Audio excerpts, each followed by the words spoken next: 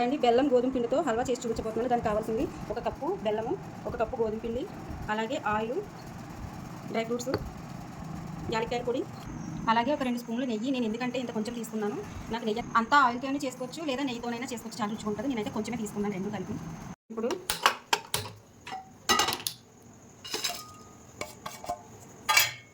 1 cup బెల్లానికి 2 కప్పులు నీళ్ళు.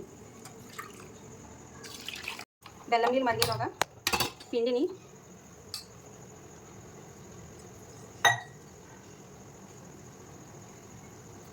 ఇప్పుడు ఈ పిండిని లో ఫ్లేమ్లో పెట్టుకుని దీన్ని కొంచెం కలర్ మారేంత వరకు బాగా ఫ్రై చేసుకోవాలి.